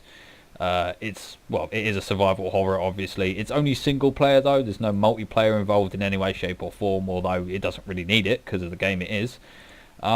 Basically, the whole point of it is you are Miles Upshur. Is it? You are. Miles Upshur, reporter. Well, is it Upshur or Upshur? Because it's spelled Upshur. So Upshur. He might be French. He could quite possibly be French, yes. He is the main protagonist of the game, and you go to Mount Massive Insane Asylum after getting sent a message from someone known only as the Whistleblower to hint that there might be some inhuman experiments and some really messed up shit going on there. So you grab your... That's just the start of the list, isn't it? You gotta ask though, what kind Tip of of the iceberg. would you really work for a asylum referred to as Mount Massive? You just look at that and you just think, yeah, There's a Joker somewhere around here or something. Yeah. It's almost in par with Arkham Asylum, isn't it? It is, yeah. Well, being Miles, being the good journalist you are, you grab your handy camera, you grab your notebook, and you set off. You first pull up to Mount Massive, and for a reveal for this place, it is really, really solid. I would say that like maybe the drive up to the asylum is just a little bit too long, in my opinion. It takes a little bit of a while to drive up there. It's about 1.5 to 2 minutes long, and I'd argue that's kind of too long because you're sat there going, okay, I'm driving, I'm still driving, I have no control Maybe that's over to anything. emphasize that. But Chris, maybe that's to emphasize just how far away from civilization you are, how secluded and isolated the location is. How away from everything it is. Maybe building the tension a bit more. I'll agree that it may be too long, but maybe that's the ideas they had in mind. Yeah. And well, when you get there, you grab your camera and everything. And I will say that the camera element in this is absolute genius. I love the camera, especially the night vision element as well, because like everything looks a lot creepier in night vision. And there are points where you literally cannot go anywhere unless you use the night vision. There's a bit where you've got to go through the sewers, and there's no natural light, or there's no like lights on around anywhere. You've got to use the night vision to navigate. So you've got to scavenge batteries. You've got to always be on the lookout for batteries to help you get around, because otherwise you'll be stumbling around in the darkness. And it's such a solid game. It really is. It's like as soon as you like go up to the asylum, you know that you're going to be in for a bad time, especially if you're quite alert, like I am when I play games like this. Like there's like one guy that I didn't notice this when I watched someone else play it, and I've actually watched other people play some of this game, and I think I'm the only one that actually noticed it.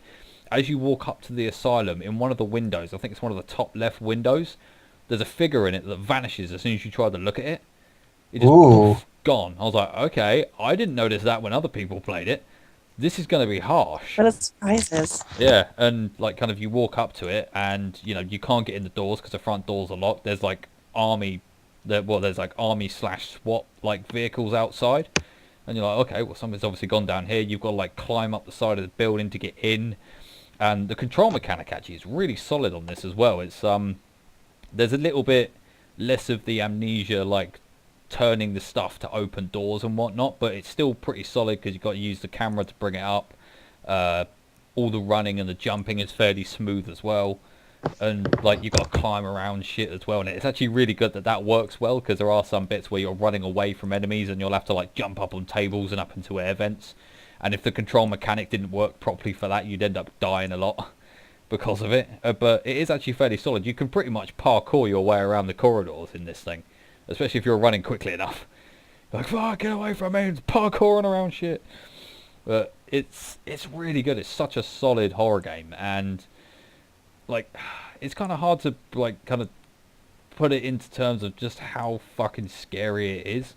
There's jump scares in it abound, but Here's one. Yeah. Bad touch. Bad touch, yes, Just there is. bad touch. Little pig. There's a lot of bad touch in this. There's quite a lot of characters in this actually, and like for like a horror game, there's loads, and there's lots of different enemies.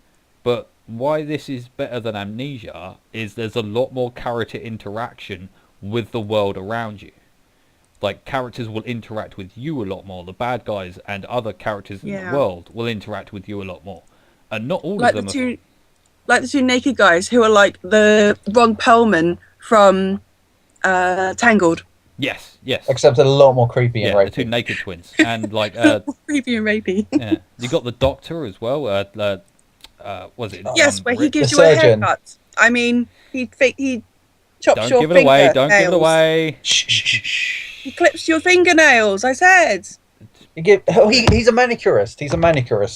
Yeah, and there's lots of different enemies, like obviously the one that everyone's seen, like Chris, Piggy. like Walker, like the really really big guy.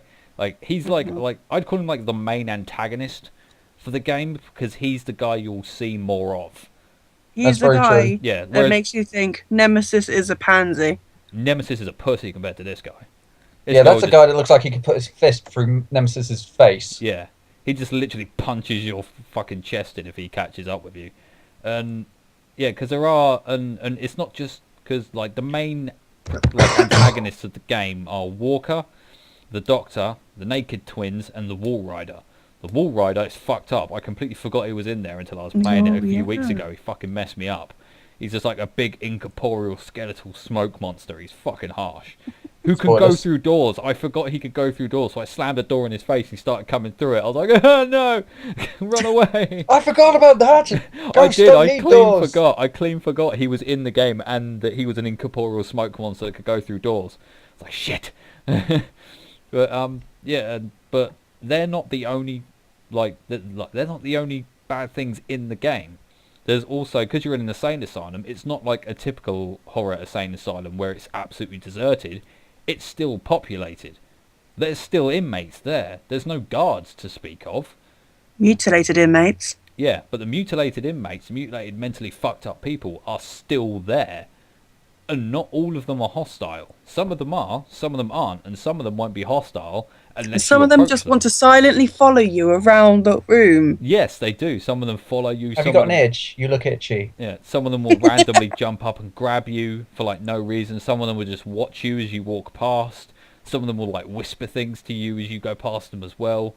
Or they'll talk to you. Or they'll have a go at you for interrupting them having sex with a dead body, as happens in one point. Have you guys not seen that bit?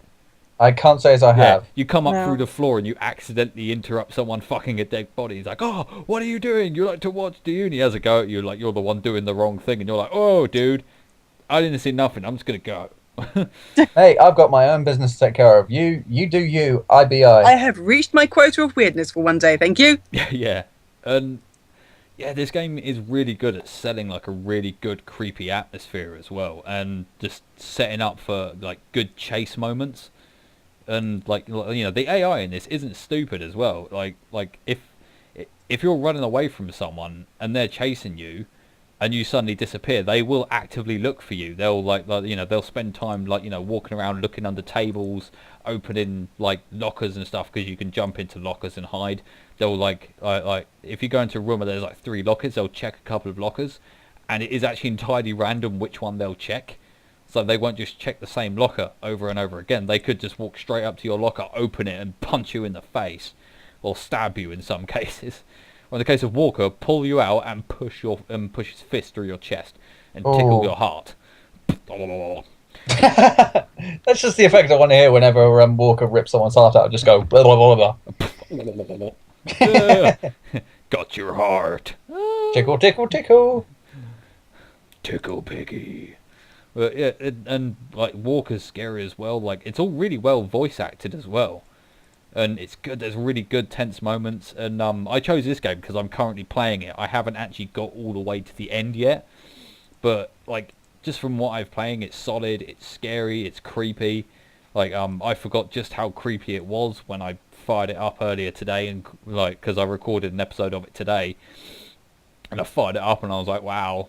I've forgotten just how creepy this game can be.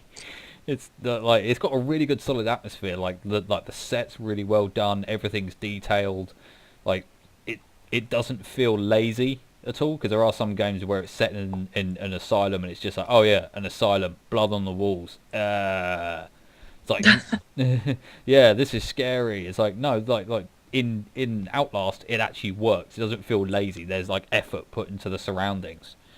An example of the effort, right? It would be where you walk into a room, a small room with upturned furniture and just a few people staring at a TV that is nothing but static, right? Oh yeah. Oh yeah, that's right in the beginning of the game as well. You just walk into the room and they're just like sat around watching it, and you're like, "Hi guys." Alive people. Yeah, live people. So it's atmospherically terrifying. Yeah, it creates setting quickly. Yeah, and the fact that, you know, there's also people who you think are dead but aren't dead, and the instant you turn your back on them, they'll jump at you, which has happened to me quite a few times. Which that guy in the wheelchair. Paranoid. The guy in the wheelchair. Oh, fuck him sideways. He scares the shit out of everyone that plays it, because the first time you walk past him, he doesn't do anything. He doesn't even move. He doesn't move. He doesn't say anything. Like you just assume that he's dead. So when you go back that way to backtrack, because I think you've got to go into that room to get something, you've got to get a key or something. Yeah. And so when you come back that way, and he jumps up at you and goes poof, and he's all up in your grill, it fucking freaks you out. You're like, what the fuck? I thought you were dead. Fuck off, mate. Yeah, it is. Bad touch. Yeah, it is. Not proper like bad this. touch. Yeah, and it makes for some really good scares, and like you've got to be imaginative in the way you do it as well, because you can't like it's not just a point A to point B thing. You've actually got to find ways of getting out of your current situation. Like I think the bit I'm on at the moment, I've got to find like 3 fuses, and I found 2, but I accidentally triggered the bad guys, and now they're running after me. Oh, yeah, I remember that bit. Is that in the sewers? No. This is somewhere different. This is I'm out of the sewers and back in the asylum now. I think I'm actually quite close to the end. I'm not entirely sure where I'm at. But yeah, I also want to complete this, as I mentioned in the video. I want to complete this because I want to get the I Beat Outlast and the Whistleblower DLC under my belt. Because I really want to play Whistleblower, because the DLC they released is also frigging epic, and it ties in perfectly with the actual story itself, and they do it so that the Whistleblower DLC is happening almost at exactly the same time as the original game is happening. So you'll come across like kind of like the death of the Doctor, really, when he dies. I haven't seen that personally. Yeah, well, the Doctor dies when you're playing as Miles, and you carry on your merry way. And when you're playing the Whistleblower DLC, you arrive pretty much like 5 or 10 minutes after that's happened. So you see the Doctor's dead body. There's a couple of soldiers standing around who are obviously trying to follow Miles and keep up with him. And they're standing around discussing what happened to the Doctor, and you're like, oh shit, this actually happened. and yeah, the Whistleblower DLC is solid. It ties in well with the story. It's got a really good atmosphere and a unique take to it all on its own. And the decision you have to make at the end of the DLC is also really good. And it spawned one of the most fucked up bad guys I've ever encountered, the Groom. Oh yeah, that guy. That guy, yeah, the Groom. The guy is weird. He's like a whole colossal amount of messed up. It's just wow. I won't spoil it for you. Go and watch a YouTube video on it. What he tries to do to you is like pretty damn horrific.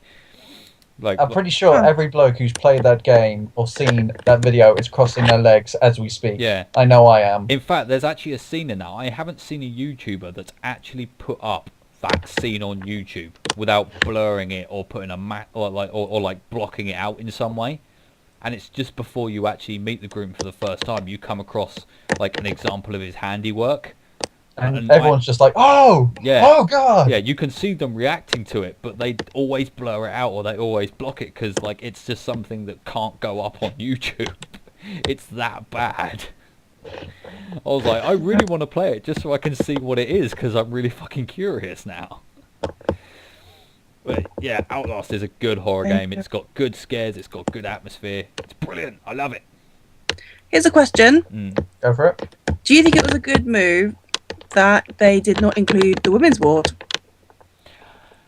I was a bit confused about that move. I don't know why they didn't do that. I don't know whether they thought they might have some trouble with like whether they weren't sure how to approach it from that angle, or whether they weren't sure how to portray crazy women, if you get what I mean, without offending someone and getting backlash for it. So I think they left it out entirely, just because they did have a few women in Whistleblower, didn't they? No, I think they did. I don't think there's women in it at all. I think I hear women talking, but you never interact with them properly. No. You Personally, never I see thought them. that they left out for the same reasons that William Goldman left out girls from Lord of the Flies. It would have made things too complicated and really, really dark. Yeah, I just don't think I think they left it out because they just didn't know how to do it properly, and they didn't want to do it half-assed, and they didn't want to get it wrong and get backlash. Really, Fair enough. It's very dangerous ground to tread. I don't think it was a sexist thing at all. I just don't think they didn't know how to do it. So they obviously built the environment, they built the ward and everything. I don't think it's so much they didn't know how to do it. I just don't think they could have handled that.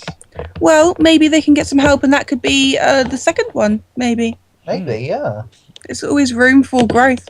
Yeah, or I think they try and explain it in the story a little bit. I think They're all dead already. No. I think it's because men were more susceptible to what they were doing because they. See, I can't really explain it that much without giving away most of the storyline. But yeah, like basically, men are more susceptible to the thing that they're using to alter people's minds. Basically, I think men are more susceptible to it. Like, okay, so did they just kill the women then? No, it's just women were just transferred out, and they just focused more on men. Yeah, that's it. Like I don't think women were even there in the first place. I think that's what they were trying to say. It's like, maybe the asylum had women to begin with, but before the organisation took over, it closed down. Yeah, because they do. And then it was reopened. Yeah, because they do mention. I think it's in one of the documents or the notes that you can find that the company in charge of the asylum slowly took it over and started changing things. So that might have been one of the things they changed, but I don't know. I just don't think they knew how to handle it properly, so they just they didn't put it in without for fear of like causing some offence, because they might have tried to do a crazy woman moment and someone would have got angry about it. I don't know, because I mean what making men who are crazy is a lot easier than to make women who are crazy, because if you see a mental bloke just run around going, you'll buy it. That's more believable, but you see women do that, you're just a bit more like, a woman. You expect weird. a bit more behind it. You want to know why she's like that, and obviously I don't think they wanted to delve too deeply into a woman's mind generally. In my opinion, it's because women, when they go crazy, there's usually something really, really fucked up and mental behind it. There is that, but they're also a little bit more dangerous, devious, and sneaky. We did actually cover this a bit in psychology, and I'm not going to go too into it because this is a huge thing in its own. But I have noticed that women, when they go crazy, it's dangerous. They are very dangerous. Mm-hmm. Yeah, and I guess they didn't want to have to create because obviously the blokes in it as well all have different kinds of psychosis going on with themselves. Like a few of them will be paranoid, some of them will be just plain psychotic, some of them will have mental digressional issues, some of them will have split personalities. And I guess with the women, they just people might expect us to do child abuse ones with women, or baby stuff with women, and we don't really want to go down that route because it might seem disrespectful. That's too dark. Yeah, because they might think, people might expect us to do this with women, with female characters, or they might expect us to do this, and we don't want to go down that route. So quite honestly, there's a whole load of rape for the men. But that's not really talked about. No, it's not. But it is almost used, and of course, with women, there's always going to be something to do with babies. So maybe there would be something, and that would be really, really. Hard but to... it's also easier to get that wrong. It's also easier to get that wrong. Yeah. With a man, you can get away with pretty much anything these days. It's it's a lot more accepted for a man to be mental and to have a really shit explanation for it, or to have no explanation at all. He's just a mad bloke. But with a woman, the most you've got to used get it explanation right. is war. Yeah, you served. Her. That's the laziest excuse ever. But PTSD, it's a big thing. It is, and it's used, and it's used, and it's used, and it's used. Honestly, I'm not saying that there are a lot of people who suffer from it, but it's a bit overused in horror games. It's a bit of an overused trope. It's a bit overused in all mediums of fiction. Yeah. So. Yeah. I mean, well, it's a lot easier to get backlash from making a mad woman character as well than it is from a bloke. I mean, if it's a bloke and he's mad and he's a shit character, people won't really care all that much. But if it's a woman, there's a lot more backlash from it. And I'm not saying this to be sexist or anything, but there is honestly a lot more backlash if you make a bad female character, or if you misrepresent what she's going through wrong, or you don't represent it properly. Yeah. People are more likely to give you a backlash. Exactly. You say that, there is actually a great deal more sympathy for women. I'm trying to phrase this. We were discussing before about rape, how if a woman has been raped, then it is taken a lot more seriously and with a lot more severity than if a man was raped or if a male was raped. Yeah. I wouldn't say that. I just think it's a bigger deal when I don't even mean it that. It's just... Then why is it a bigger deal? Should it be a bigger deal? it provokes a bigger response because Exactly, and that's my point. That is not a good thing. They It's should be not, no. equally responded to. it should be, yes, but in society, maybe because some women are seen as helpless and it's seen as a What about targeted. boys? Young boys. Okay, They're helpless, but it's still not taken as seriously as perhaps a girl of the same age. Can I just say, do you think we're going a bit too dark and a bit too serious for this? Well, Maybe. no, because this is kind of what the game touches on a little bit. I mean, there is some like sexual abuse stuff against men in Outlast as well, and But it's shrugged off, isn't it? yeah, it's I pretty. don't think it's so much shrugged off. It's just like that it's just acknowledged. yeah, If it was a woman's rape, yeah. it would make a bigger impact and a bit more, Yeah. be a bit more shocking. I think Yeah. On a I think person. so, but I think Well, you see, this kind as a of society, it's just one of those subjects you've got to handle with very, very powerful finesse. If you mishandle this in any way, it will backlash and backfire on you with the fury of the collective society. yeah. Of course, yeah, but there's still... You see, There's always an imbalance, Yeah. and whilst there was an imbalance, and the feminism movement brought it more on an equal footing, you could say, I think it's tipped too much in the other direction where there's too much of it's going feminism. You would go, there is actually a term for it. I can't remember what it is. Masculinism, something like that. I don't know. I don't But know. I think that the focus needs to be equality, not preference for women. Well, yeah, anyway, this is exactly the kind of conversation I think the game developers wanted to avoid. I didn't think they wanted to open this can of worms. That's why they kept it to just one sex, and they kept it with just men, because men are easier to do, and they didn't want their horror game to... Well, I just don't think they wanted to create a game that would create conversations like this and to create debate like this. They just wanted to make a good horror game that people would enjoy. And so, they just kind of steered away from it. So, these people who say, oh, it's sexist because there's no women in Outlast, I don't think it's like that at all. Just because there's not women in something, or there's not men in a game, or there's not a particular group of people in a game, no matter what they are, it's not always racist. It's not always sexist. That maybe they're just not in there because people didn't want to open this can of worms, or they're not in there because there was just no point in them being in there, really. I mean, if you added women into it, and you had to dodge women in it as well, I think it would have made the game a little bit too long, because they would have had to create extra instances for the women. They would have had to create extra women characters. They would have had to create bits around that. They would have had to work out a way of maybe the male inmates and the female inmates interacting, or exactly. Not interacting. And that is why William Goldman left girls out of Lord of the Flies, because it just would have caused too many complications. Yeah, and I think it would have made the game way too long, to be honest. And however, saying that, it does leave room for a sequel of a separate institution where the females are kept. It does, yes. You could have an entirely female one where they were performing the same experiments on women, and have a different take on it that way. And because they say that women do not respond to it in the same way, there could have been maybe a different form of the drug or process that actually produces completely different results. Yeah, that's very true. Exactly. So yeah, they might be doing that. They might even be doing that, and as I say, I don't think it was a sexist decision at all. I just think it was a decision made out of... what's the correct word for it? A decision made out of efficiency, basically. It would have been too much to have... I think it was a tactical decision. Yeah, tactical. Yeah. They didn't mean to offend anyone by it. They just thought that, they didn't want to get into it would be easier to avoid it. Yes, because there are games that have tried to do it before, and they've got massive backlash for fucking getting it wrong and for really messing it up. And there's indie developers that have tried to do games about, mad women before, but they haven't really understood what they've been on about, so they've gotten a lot of backlash from it, and they've gotten lots of shit for it. And I think they just wanted to kind of avoid that, really, because it is hard. I they can just turned kind around of and said, you know what, imagine I don't think we're talented enough. I think we got to take it this way. We don't have the right knowledge away for from this.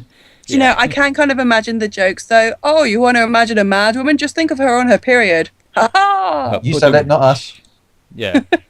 I think But everyone those will made be that the joke. sort of jokes that would follow. Yeah, I think every YouTuber made that joke when they got into the sewers, and you've got the the arrow to like, well, was it the men's dorm and the women's dorm? I think it is. Oh no, And then the Bloody men's River wing, is... women's wing, and like you know, you got the Blood River, and everyone's like, "Huh, I wonder which ward that's coming from." It's like, oh god, I think I made a similar joke actually, just because it's there, it is right there, you can't there, not.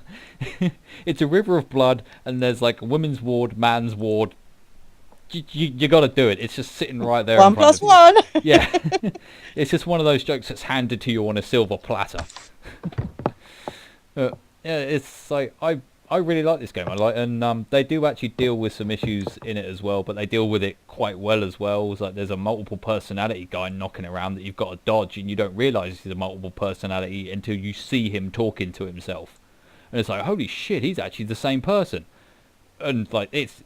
Because it's really well done, because he fully believes that he's like 3 different people, so all the voices sound completely different to each other, even though they're coming out of the same person.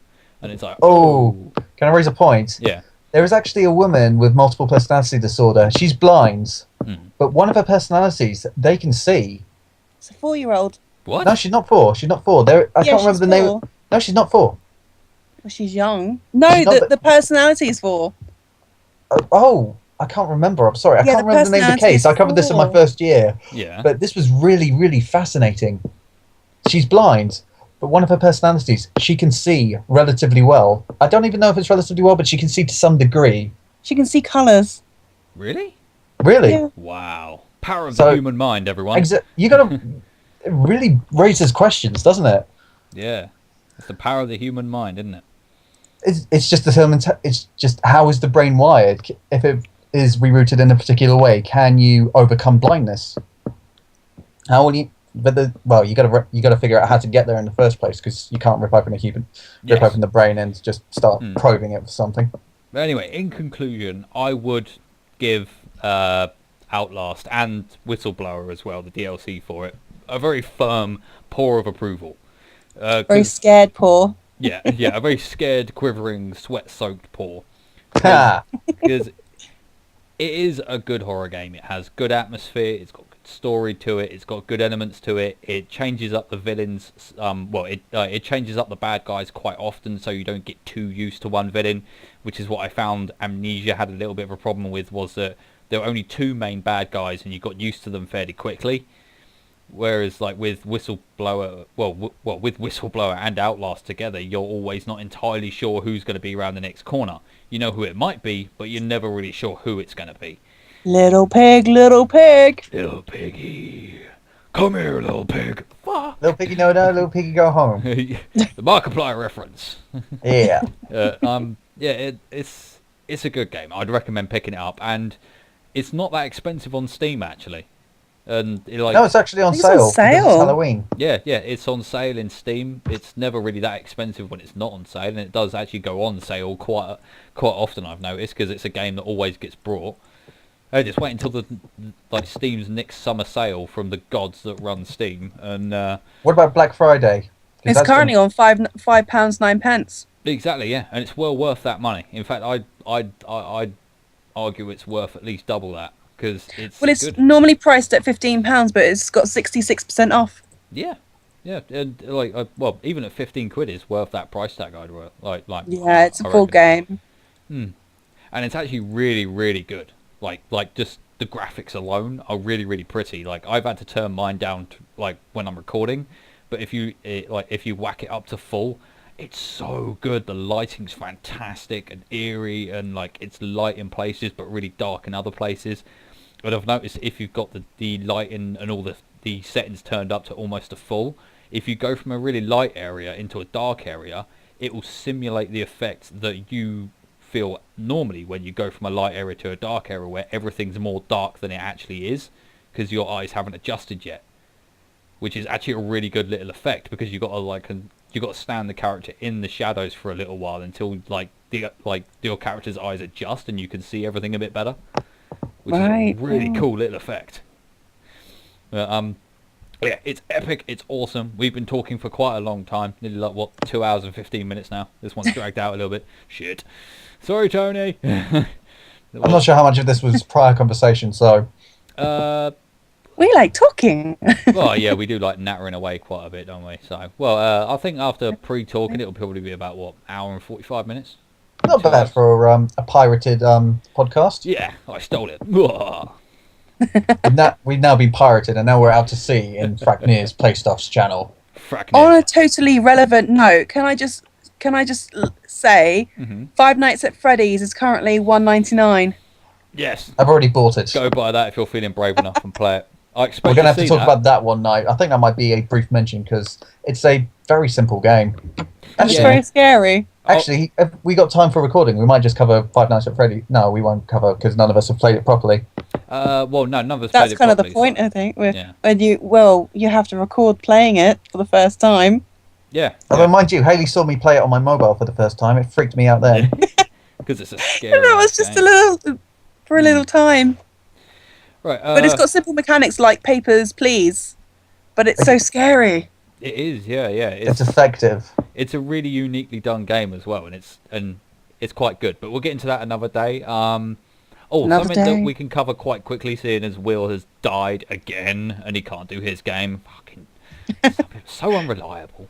Him and his deaths. I want to briefly mention Killing Floor as well, because that's currently on sale, and they've got a cool little Halloween thing going on at the moment. Yeah. I think Killing Floor is actually a mod that's actually being published as it was a mod for Unreal Tournament 2004, which It is a was. game I talked about. It was a mod for Unreal Tournament 4. It became so popular they made it into a full game. It's been really popular since 2000. It's actually got a sequel coming out as well. It has, yes. Yeah. Yes, there is a rumor of a Killing Floor 2. You say there's a rumor. I've seen it on Steam, so I'm pretty you? sure it's substantial. Oh, okay. All right then. But yeah, it's a really good, solid game. It's a really awesome zombie game. It's fun. It's easy to play. There's no shitty microtransactions in it.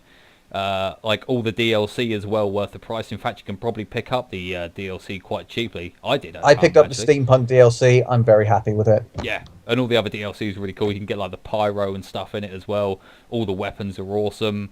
Like all the enemies in it are like quite awesome and unique. Like playing the multiplayer is a damn sight harder than playing it solo. I tried to play. Right, here's an example of just how difficult or just how big the jump in difficulty levels is. On easy, I can blaze through like all 10 waves, including the final boss, no problem whatsoever. On normal, I can't get past wave 3. It is that, like, the jump is that big. I was like, this is fucking insane. What the fuck? It's You like need a full team.